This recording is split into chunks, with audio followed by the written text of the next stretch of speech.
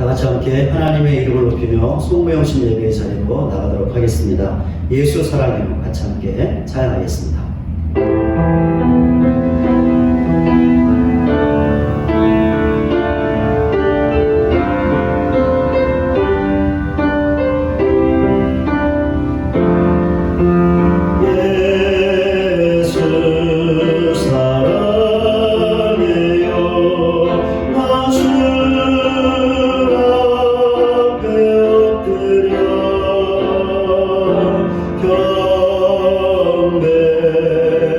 경배와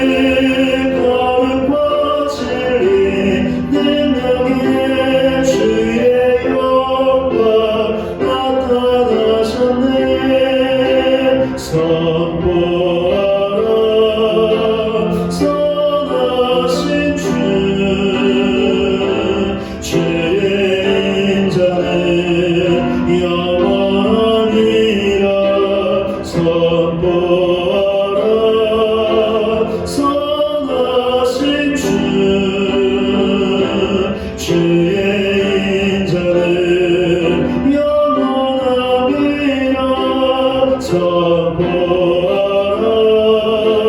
선하신 주 주의 인자는 영원함이라.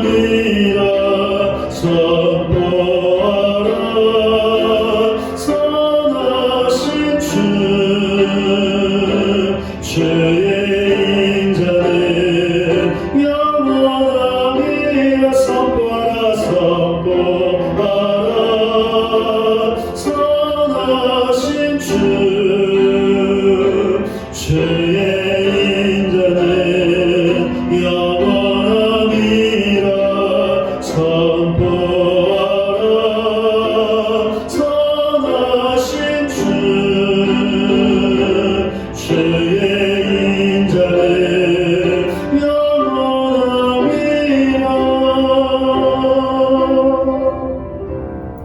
사도신경으로 우리의 신앙을 고백하겠습니다.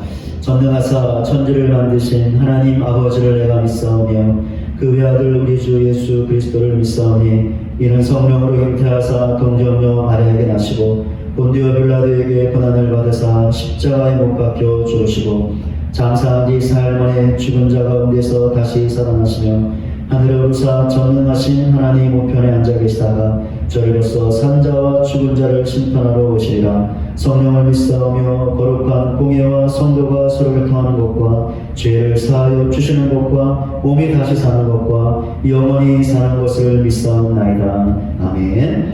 교동문 94번 새해 2번 말씀을 같이 함께 교독하겠습니다.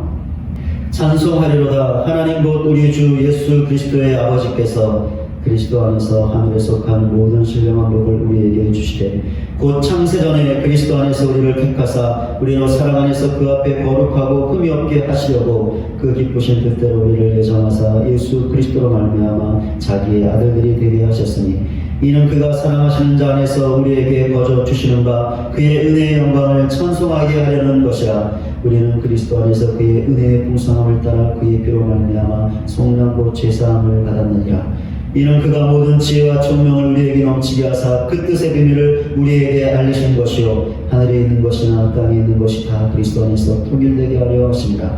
모든 일을 그의 뜻의 결정대로 일하시는 이의 계획을 따라 우리가 예정을 입어 그 안에서 기업이 되었으니 이는 우리가 그리스도 안에서 전부터 말하던 그의 영광에 찬송이 되게 하려 하십니다. 아멘. 찬송가 10장 찬양하겠습니다.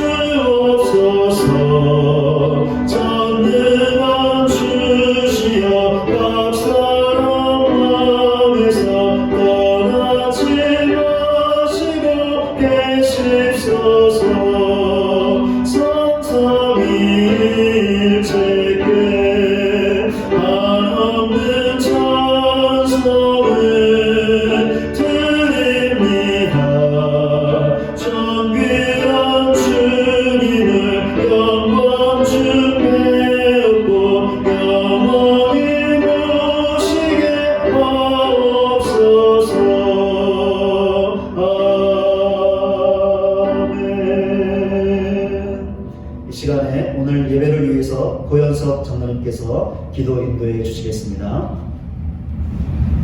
2020년 송구의선 영신예배 기도를 드리겠습니다.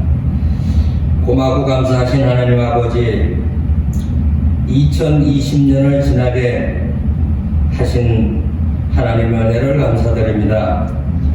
특별히 한 해에는 상상을 못했던 코로나 질병의 반란으로 힘든 한 해를 지나고 있습니다. 이 시간 한 해의 자정을 보내며 또 새해를 맞이하는 순간에 송구 영신 예배를 영상으로라도 드리게 하심을 감사를 드립니다. 많은 성도들이 가정에서 참여하고 영상 예배를 통하여 새해의 모든 꿈을 이루는 은혜의 시간이 되게 하여 주시옵시고 믿음이 성장되는 예배가 되게 주님 도와 주시옵소서. 위기를 당한 이 나라를 위하여 기도를 드립니다. 정치, 경제, 사회가 권력의 위선과 다툼의 정치를 멈추게 하여 주시옵시고 솔로몬의 지혜로 바른 정치를 할 수 있도록 위정자들을 감화시켜 주시옵소서. 특별히 코로나 질병을 담당하여 봉사와 헌신으로 수고하는 의사와 간호사와 치료의 종사자들을 돌보아 주시옵시고 병자들의 고통도 돌보시고 치료의 광선을 발휘하셔서 고침을 받는 기적을 내려 주시옵소서. 또한 죄를 지은 감옥 유치장들의 부족자들도 불쌍히 여겨 주시옵시고 요양원에 확진된 불쌍한 환자들도 고침을 받도록 주님 돌보아 주시옵소서. 이제 제약회사들의 코로나 백신 개발에 능력을 주셔서 많은 사람들의 치료가 이루어지게 하여 주시옵시고 특별히 종식되는 코로나가 이에 이루어지도록 주님 함께하여 주시옵소서. 특별히 신성재단을 돌보아 주시옵시고 담임 목사님의 사역의 은혜가 충만하게 하여 주시옵시며 성령의 불을 일으켜 믿음이 회복되는 새해가 되게 주님 함께하여 주시옵소서. 이계선 교사님을 비롯한 목사님의 가정에 평안과 건강을 지켜 주시옵소서. 또 교육자와 봉사자들과 기관들에게도 주님의 은혜가 넘치게 하여 주시옵소서. 또한 모든 성도들이 환난에서 벗어나 새로운 꿈과 희망의 새 삶이 형통한 길로 인도하여 주시옵시고 교회 청년들과 자녀들에게도 지혜를 더하여 교회에 충성하고 나라에 쓰임받는 일꾼들이 되도록 축복하여 주시옵소서. 특별히 성도들의 어려운 가정들을 기억하여 주시옵시고 병환으로 고통받는 성도들이 고침을 받게 하여 주시옵시며 연로하여 불편한 성도들의 건강도 주님 지켜주시옵시고 물질의 어려움이 없도록 우리 성도들을 주님 돌보아 주시옵소서. 2021년 새해를 주님이 주시는 희망과 새 힘을 받아서 주님의 기뻐하시는 한 해가 되도록 주님 함께하여 주시옵소서. 구하지 못한 것도 주님 기억하실 줄 믿사옵고 예수님의 이름으로 감사하며 간절히 기도드렸습니다. 아멘. 이 시간에 우리에게 주시는 하나님의 말씀 보겠습니다. 구약성경 열왕기상 6장 1절부터 13절까지입니다. 제가 말씀 보도록 하겠습니다. 이스라엘 자손이 애굽 땅에서 나온 지 480년 이후 솔로몬이 이스라엘 왕이 된 지 4년 10월 곧 둘째 달에 솔로몬이 여호와를 위하여 성전 건축하기를 시작하였더라. 솔로몬 왕이 여호와를 위하여 건축한 성전은 길이가 60규빗이요 너비가 20규빗이요 높이가 30규빗이며 성전의 성수와 주랑의 길이는 성전의 너비와 같이 20규빗이요 그 너비는 성전 앞에서부터 10규빗이며 성전을 위하여 창틀이 있는 북박이 창문을 내고 또 성전의 벽 곧 성소와 지성소의 벽에 연접하여 돌아가며 다락들을 건축하되 다락마다 돌아가며 골방들을 만들었으니 하층 다락의 너비는 5규빗이요 중층 다락의 너비는 6규빗이요 셋째 층 다락의 너비는 7규빗이라. 성전의 벽 바깥으로 돌아가며 턱을 내어 골방 들보들로 성전의 벽에 박히지 아니하게 하였으며 이 성전을 건축할 때 돌을 긋는 곳에서 다듬고 가져다가 건축하였으므로 건축하는 동안에 성전 속에서는 방망이나 도끼나 모든 철 연장 소리가 들리지 아니하였으며 중층 골방의 문은 성전 오른쪽에 있는데 나사모양 층계로 말미암아 하층에서 중층에 오르고 중층에서 셋째 층에 오르게 하였더라. 성전의 건축을 마치니라. 그 성전은 백황목 석가래와 널판으로 덮었고 또 온 성전으로 돌아가며 높이가 5규빗되는 다락방을 건축하되 백황목 들보로 성전에 연접하게 하였더라. 여호와의 말씀이 솔로몬에게 임하여 이르시되 내가 지금 이 성전을 건축하니 내가 만일 내 법도를 따르며 내 율례를 행하며 내 모든 계명을 지켜 그대로 행하면 내가 내 아버지 다윗에게 한 말을 내게 확실히 이룰 것이요 내가 또한 이스라엘의 성 가운데 거하며 내 백성 이스라엘을 버리지 아니하리라 하셨더라. 아멘. 이 시간에 영상 특별 찬양으로 하나님께 영광 올려드리겠습니다.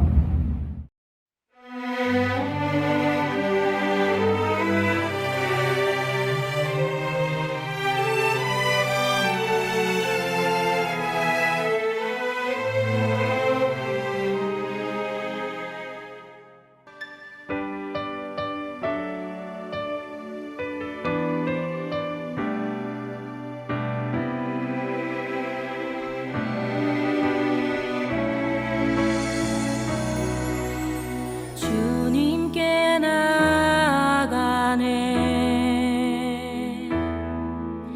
진실한 마음으로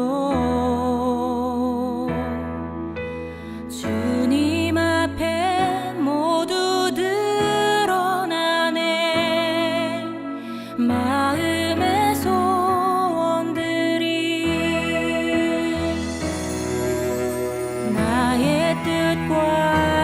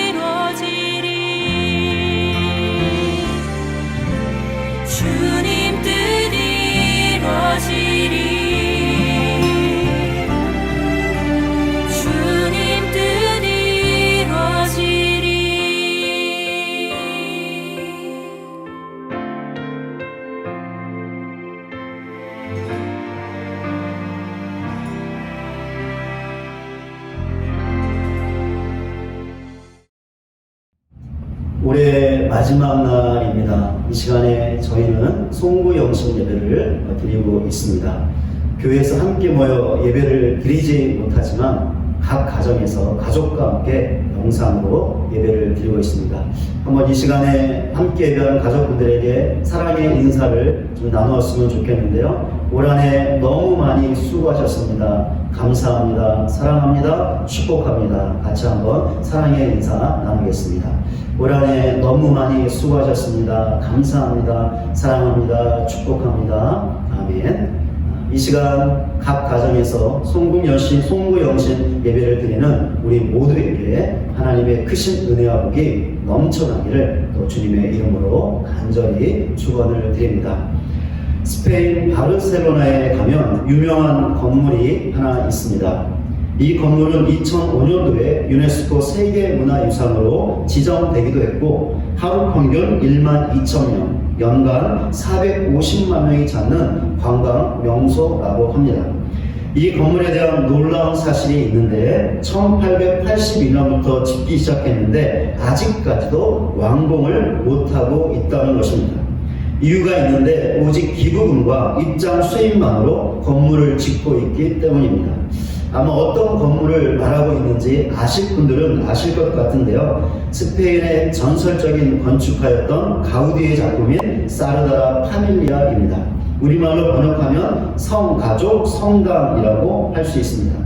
흔히들 가우디의 이름을 따서 가우디 성당이라고 부릅니다. 가우디 성당이 완공되면 그 높이가 172.5m에 달할 것이라고 합니다. 그러면 가우디 성당은 영국 링컨 대성당과 독일 필름 대성당을 제치고 유럽에서 가장 높은 종교 시설물이 될 것이라고 합니다. 화면을 보시면 성당 사진이 나오는데 한번 보시기 바랍니다. 너무나 웅장하고 아름다운 성당인 것 같습니다. 나중에 스페인에 가서 직접 눈으로 보고 싶다는 그런 마음이 생깁니다. 그런데 가우디 성당이 무허가로 건축을 해왔다고 합니다. 그렇다면 100년이 넘는 오랜 세월 동안 무허가로 짓고 있는 것인데 왜 무허가로 짓게 되었는지 정확한 이유는 모른다고 합니다. 그런데 작년 6월경에 드디어 허가를 받았는데 2026년까지 유효한 건축 허가증이라고 합니다. 이제 목표하고 있는 대로 2026년도에 완공되는 일만 남아 있는 것 같습니다. 그렇게 되면 지금보다 더 웅장하고 아름다운 성당의 모습이 될 것 같습니다.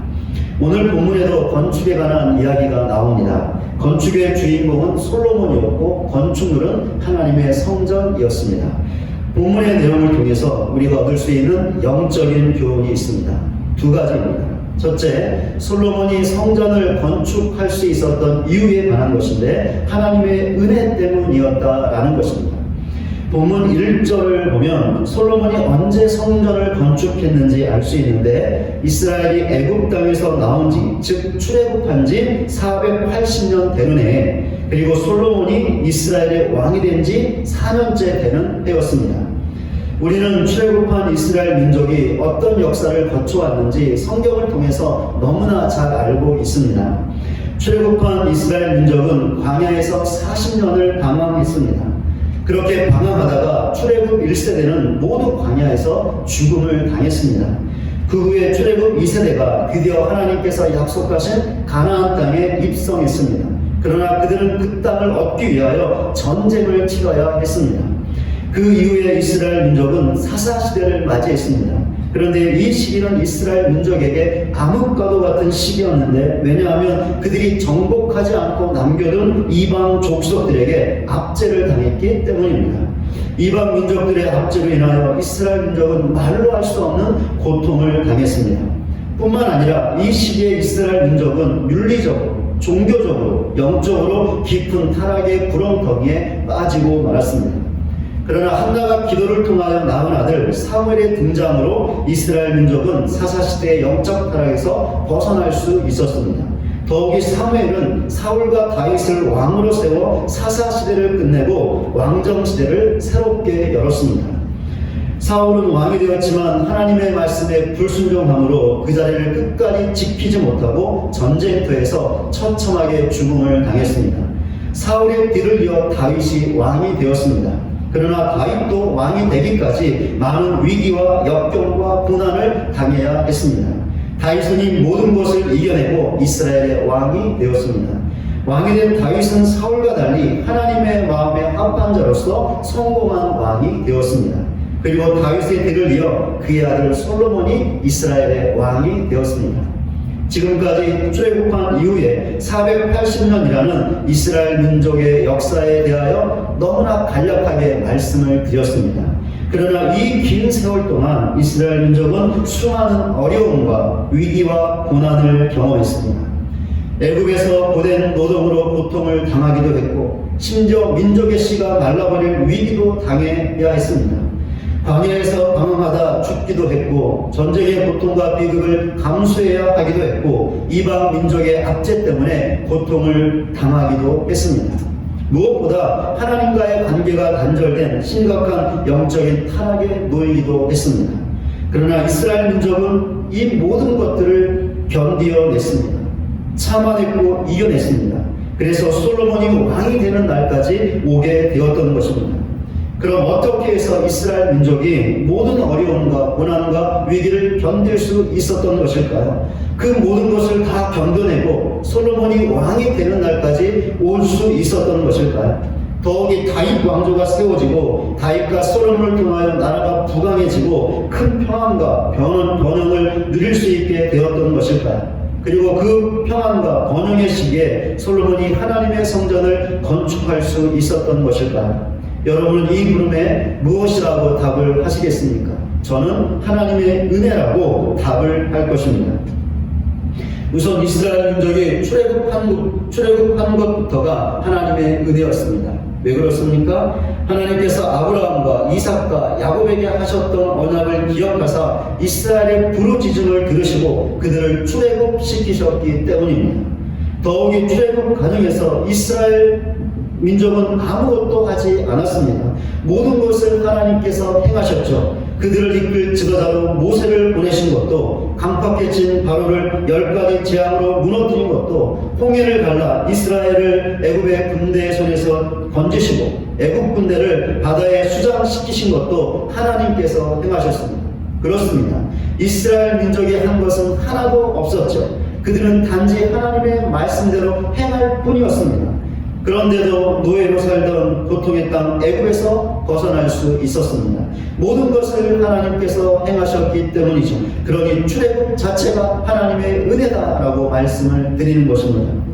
또한 출애굽한 이후에 이스라엘 민족이 모든 어려움과 위기와 고난을 이겨낼 수 있었던 것도 하나님의 은혜였습니다. 왜 그렇습니까? 하나님께서 이스라엘 민족을 지키시고 인도해 주셨기 때문이죠.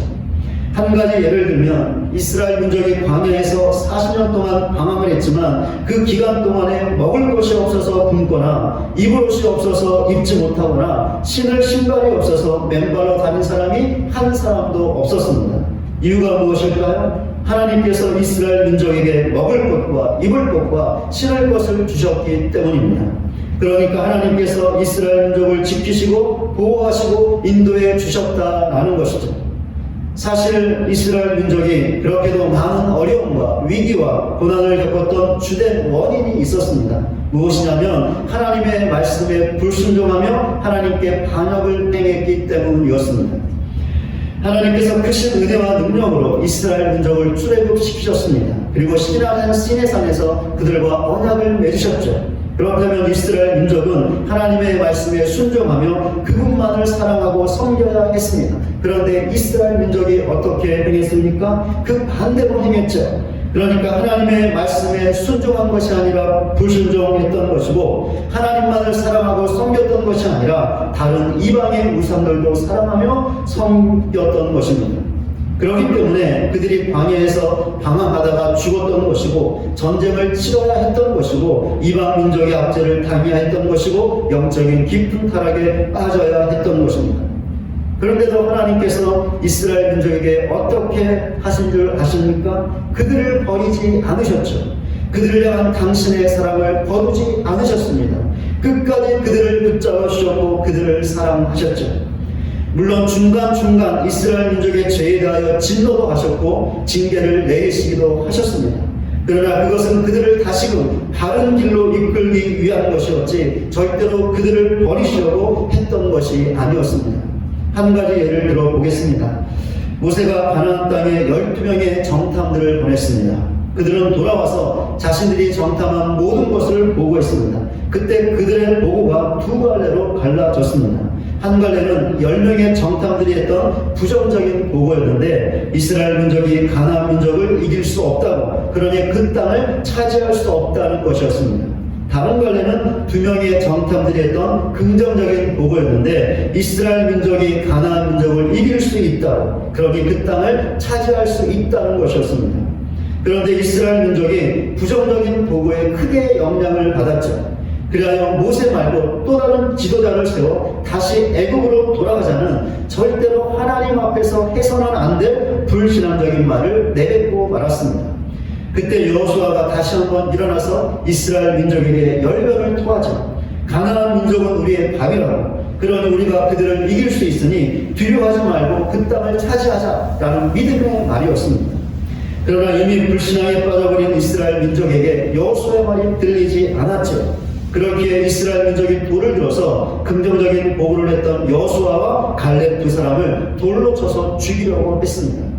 바로 그때 하나님의 영광이 회막에서 모든 이스라엘 민족에게 나타났습니다. 그리고는 모세에게 다음과 같이 말씀하셨죠. 민수기 14장 11절과 12절입니다.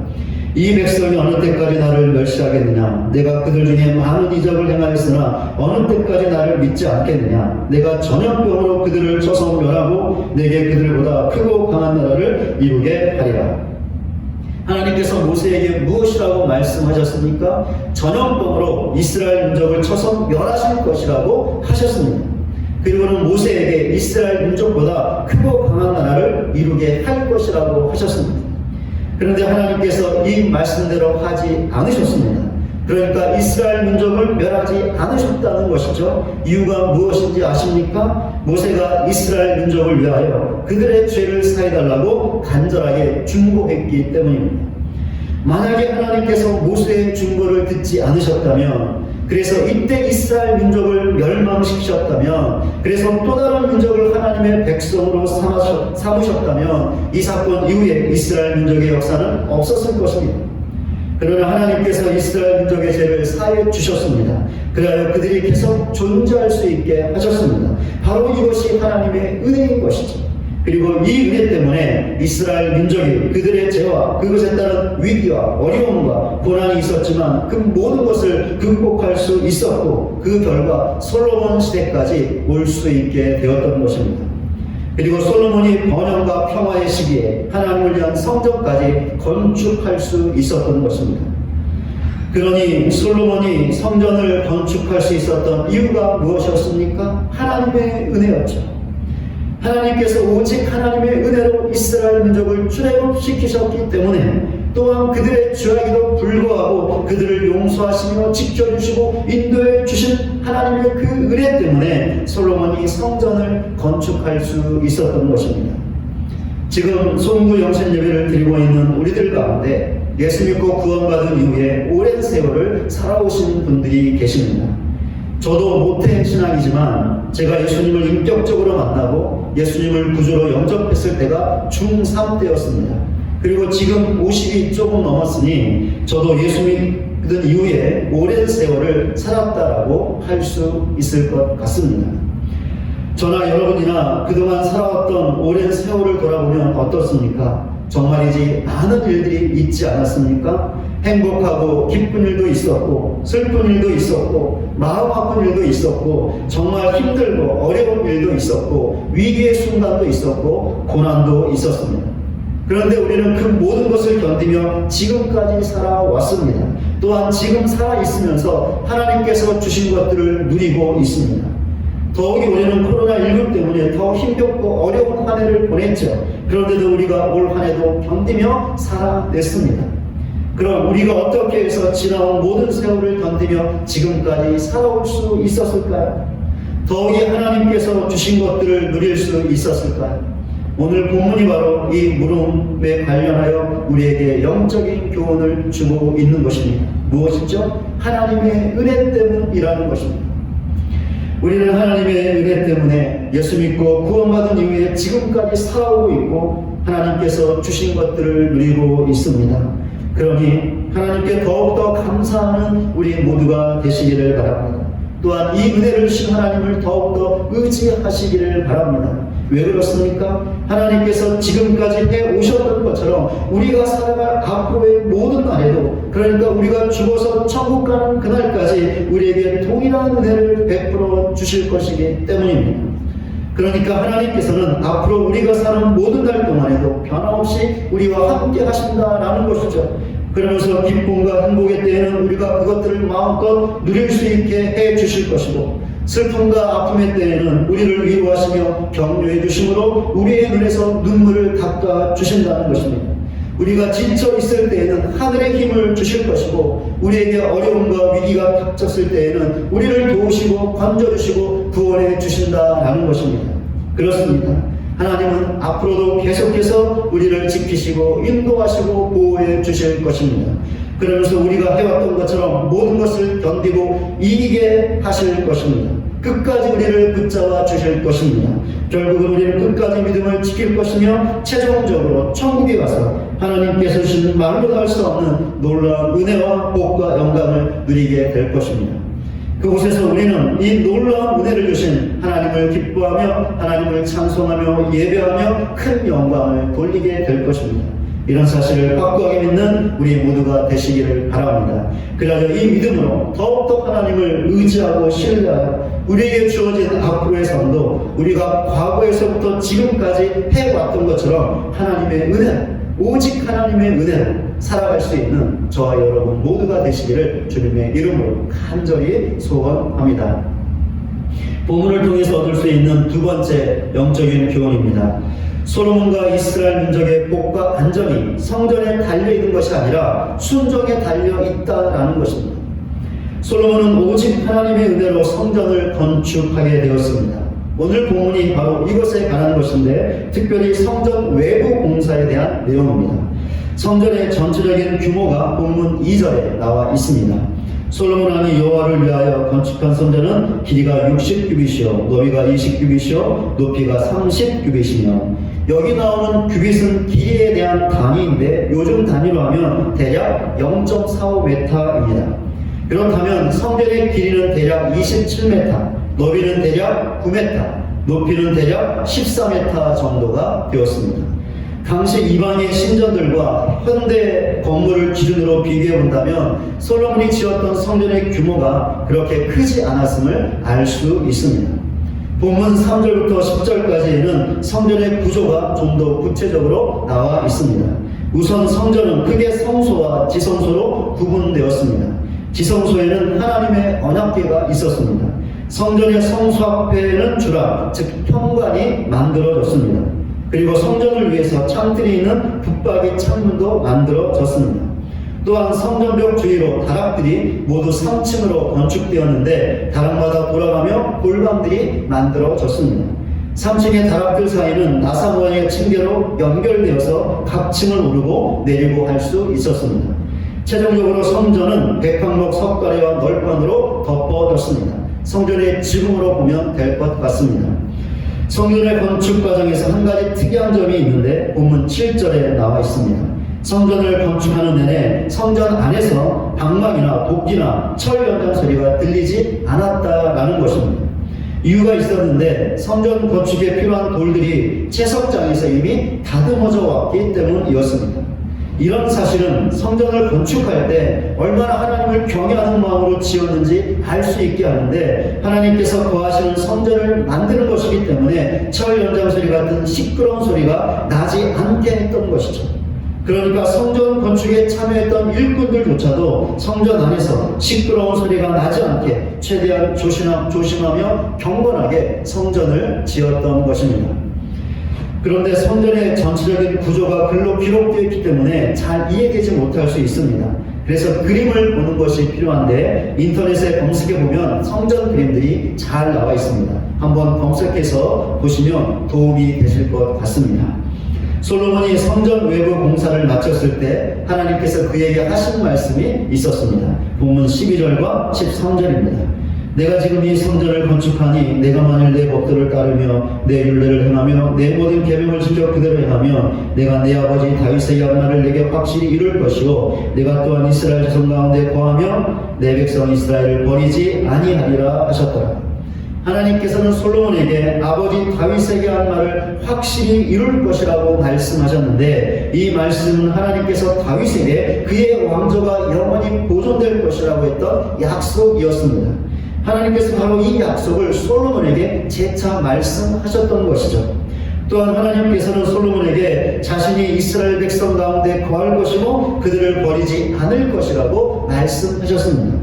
그런데 조건이 있었죠. 무엇이었습니까? 솔로몬이 하나님의 법도를 따르며 하나님의 율례를 행하고 하나님의 모든 계명을 지켜 그대로 행하는 것이었습니다. 솔로몬이 이 조건에 충족되게 행동해야 다윗 왕조가 영원히 보존될 것이고 하나님께서 이스라엘 백성과 함께하며 그들을 버리지 않으신다라는 것이었죠. 여기서 중요한 사실을 발견할 수 있습니다. 무엇이냐면 하나님께서 다윗에게 하신 약속을 지키시고 이스라엘을 버리지 않으시는 것이 성전에 달려있는 것이 아니라는 것이죠.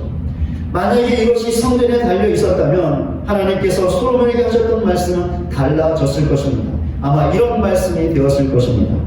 내가 지금 성전을 건축하고 있으니 성전이 완공되면 이곳에 내가 임재할 것이다. 그리고 이곳에서 너와 백성들의 제사를 받을 것이다.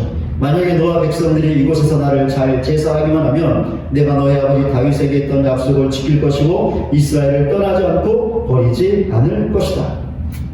그러나 하나님께서 솔로몬에게 주셨던 말씀은 이런 것이 아니었죠.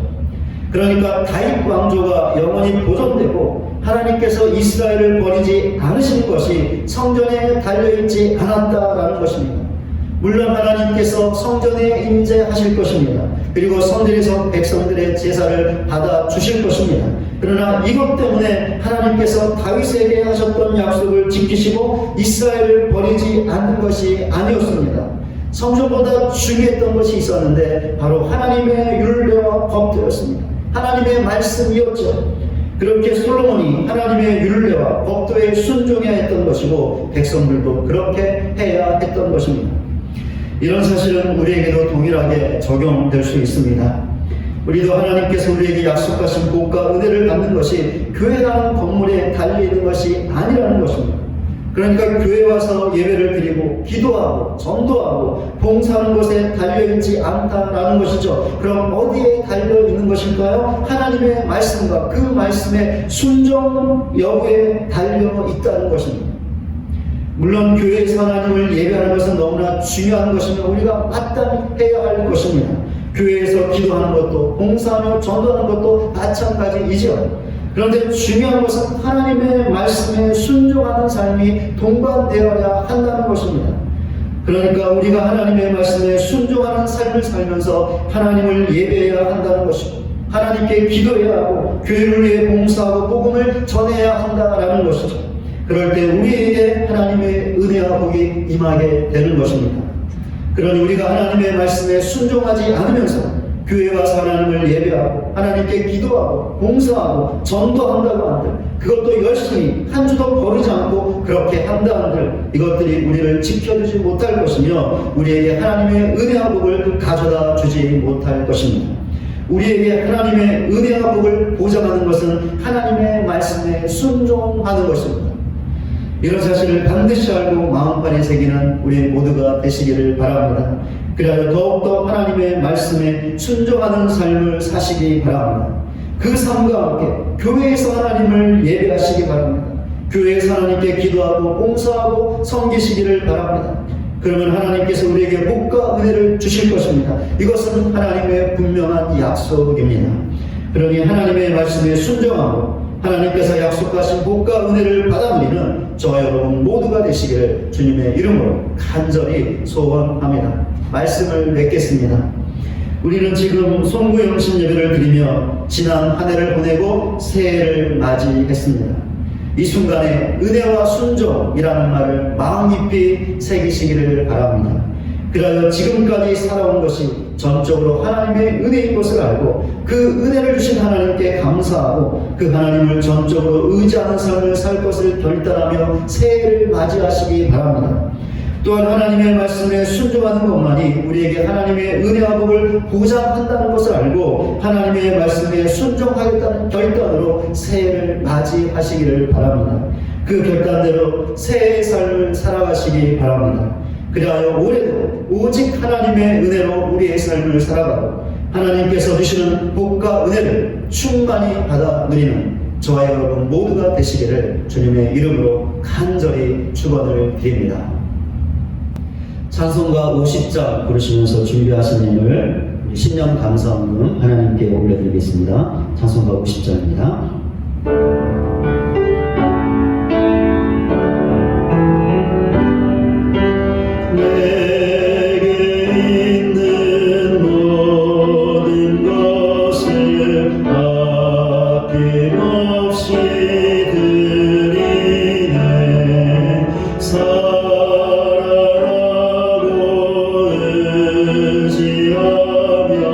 주만 따라 살리라. 주께 드리네. 주께 드리네. 사랑하는 구주 앞에 모두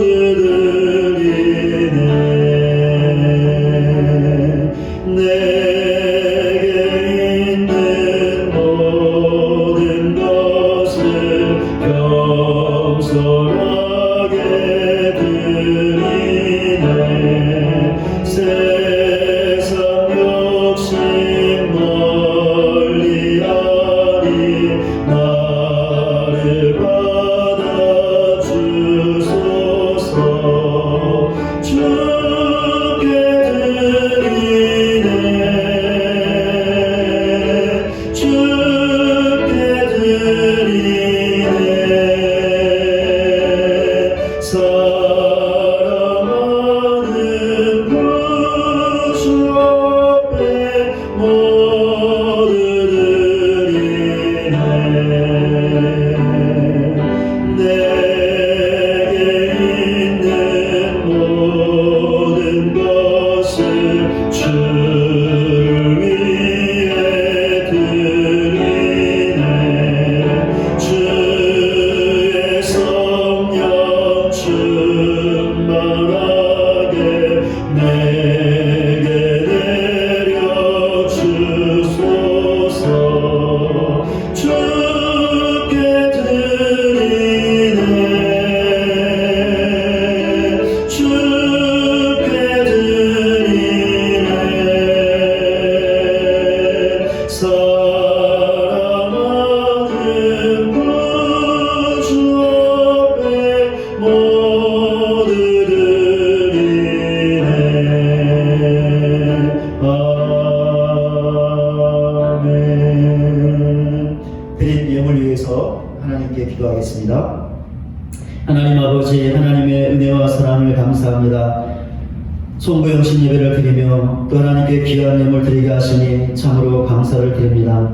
작년 한 해 주님의 은혜 가운데 보내게 하시고 또 새해를 믿음 가운데 은혜 가운데 맞이하게 하신 그 하나님의 은혜에 감사하여 귀한 예물을 드렸습니다. 하나님 이 예물을 받아주시고 이 예물이 쓰이는 곳마다 주의 복음이 증거되게 하시고 주님의 교회가 든든하게 세워줄 수 있는 귀한 은혜를 허락하여 주시옵소서. 특히 오늘도 귀한 예물 드린 사랑하는 가정들과 지체들을 기억하시고 세상의 물질 때문에 어려움 당하지 않게 하시고 필요할 때마다 있어야 될 때마다 하나님 풍성하게 부어주셔서 주신 복으로 더욱더 주님의 교회를 신실하게 섬겨나갈 수 있는 모든 지체들 가정들 될 수 있도록 크신 은혜와 복으로 함께하여 주시옵소서. 하나님 새해를 시작합니다. 믿음으로 시작하게 하시고 은혜로 시작하게 하셔서 올 한 해도 주님의 은혜와 복을 풍성히 받아들일 수 있는 모든 가정들 지체들 되게 하여 주시옵소서. 예수 그리스도의 이름으로 기도드립니다. 아멘. 네, 교회 소식 전해드리겠습니다. 오늘 송구영신 예배를 드리고 있습니다. 우리 지난 한 해 주님의 은혜 가운데 지내게 하신 것 감사하시고 또 올 한 해 믿음 안에서 은 안에서 귀한 삶 살아갈 수 있도록 기도하시고 또 하나님이 베푸시는 충만한 은혜와 복을 풍성하게 받아들일 수 있는 복된 한 해 새해가 되시기를 또 주님의 이름으로 간절히 소원합니다. 우리 새해 달력이 나와 있습니다. 교회에 빛이 되어 있습니다. 언제든지 교회 오셔서 자유롭게 가져가시고요. 혹시 배달이 필요하신 분은 저에게 언제든지 말씀하시면 제가 또 전달해 드리도록 하겠습니다. 우리 교회 달력 가져가시고 집에 걸어두시고 달력을 보실 때마다 교회를 위해서 지속적으로 기도해 주시기를 바랍니다. 우리 계속 광고 말씀드린 대로 우리 올해 새해죠. 새해 교회를 위한 봉사자들을 작년과 동일하게 이렇게 하도록 하겠습니다. 작년 코로나19 때문에 또 제대로 봉사를 하지 못했고 또 새로 신청하고 그렇게 할 또 시간적인 여유가 없어서 그냥 그대로 하기로 결정을 했습니다. 새해 예도 변함없이 또 교회를 사랑하는 마음으로 맡으신 모든 또 봉사의 일들 신실하게 감당해 주시기를 또 주님의 이름으로 간절히 부탁을 드립니다. 이제 우리 찬송하고 예배를 마치도록 하겠습니다. 우리 지금까지 지내온 것이라는 찬송가인데요. 찬송가 301장인데 우리 이 찬양 부르시면서 특별히 오늘 말씀 생각하며 같이 함께 이 찬양 부르기를 소원합니다. 우리가 지금까지 살아온 것, 작년 한 해 힘겹고 어려운 한 해, 특별히 코로나19 때문에 어려운 한 해를 살아온 것 다 주님의 은혜 때문에 살아온 줄로 믿습니다. 이 찬양 부르실 때 그렇습니다. 하나님 주의 은혜 때문에 살아왔습니다. 주의 은혜 때문에 앞으로도 살 것입니다. 그 믿음의 고백을 드립니다. 하나님 고백을 받으시고 주의 은혜로 살아갈 수 있는 내 자신이 되게 하여 주시옵소서. 우리 믿음의 고백과 결단을 담아서 같이 함께 지금까지 지내온 것 찬양하겠습니다.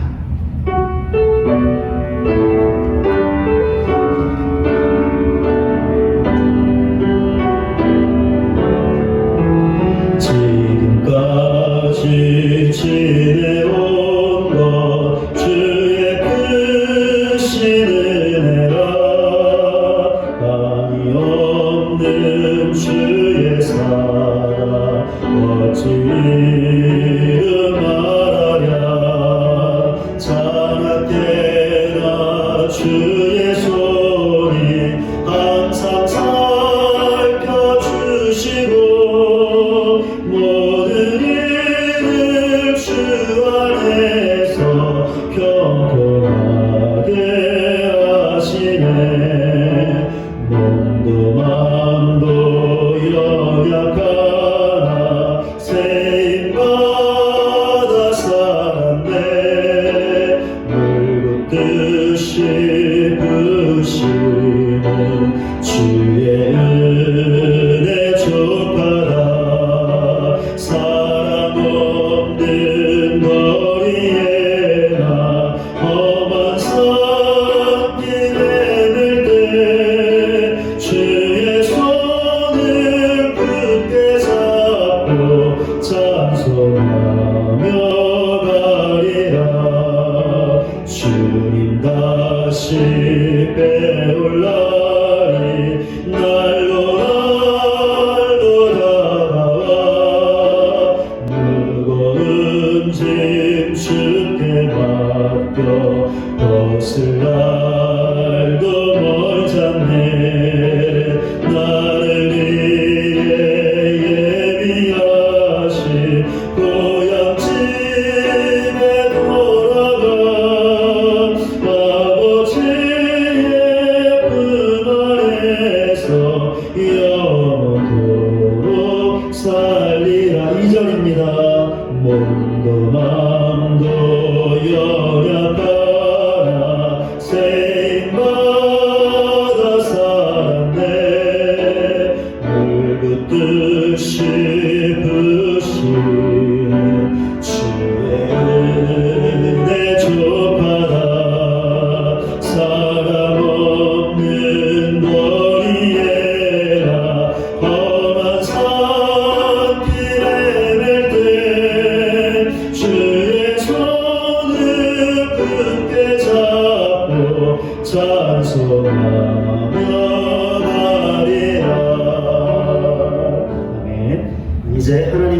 가까이라는 찬양 같이 함께 하시겠습니다. 우리 찬양하실 때 하나님께로 더 가까이 나가겠습니다. 올 새해도 하나님께로 더 가까이 주의 말씀에 순종하겠습니다. 그런 약속하신 복과 은혜를 충만히 베풀어 주시옵소서. 우리 간절히 사모하는 마음으로 기도하는 마음으로 같이 함께 찬양하겠습니다.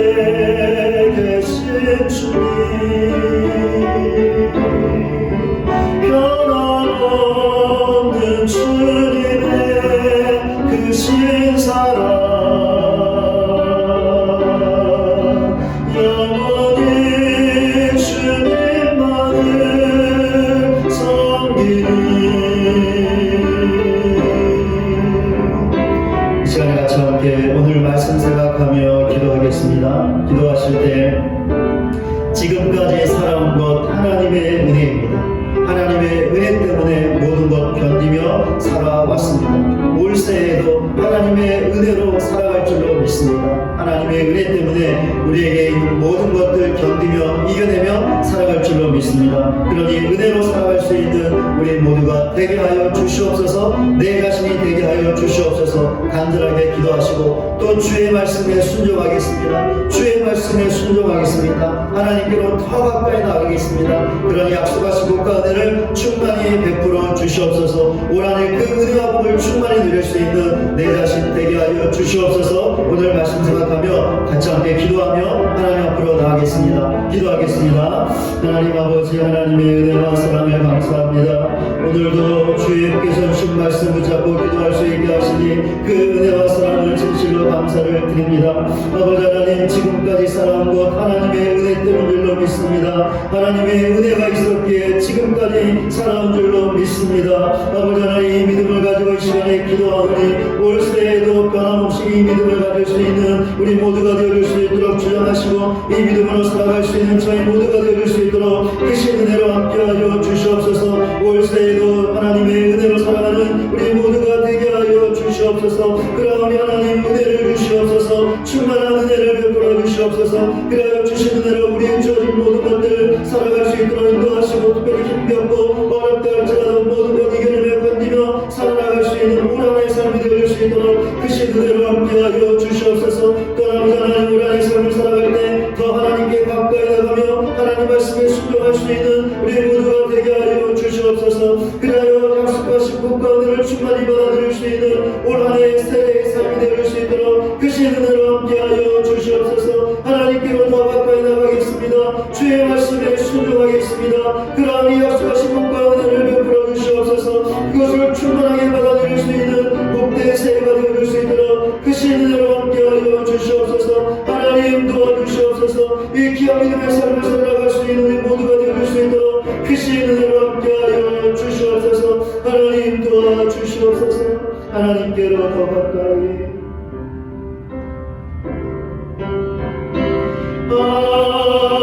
하나님께로 더 가까이 갑니다. 고통 가운데 계신 주님, 변함없는 주님의 크신 사랑 영원히 주님만을 섬기리.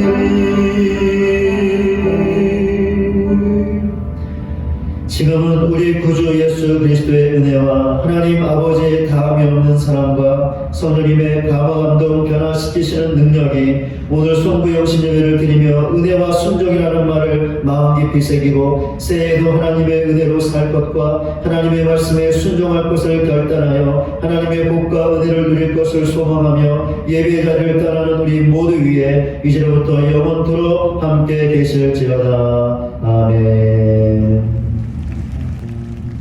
네, 모든 예배를 마쳤습니다. 우리 한번 옆에 있는 가족분들하고 새해 복 많이 받으세요. 같이 한번 인사하겠습니다. 새해 복 많이 받으세요. 우리 한번 격려의 박수, 축복의 박수 한번 하고 우리 모든 예배를 마치도록 하겠습니다. 모든 나의 삶에 빛으로 오신 주 예수 찬양 받으심에 늘 합당하신 주 찬양 모든 나의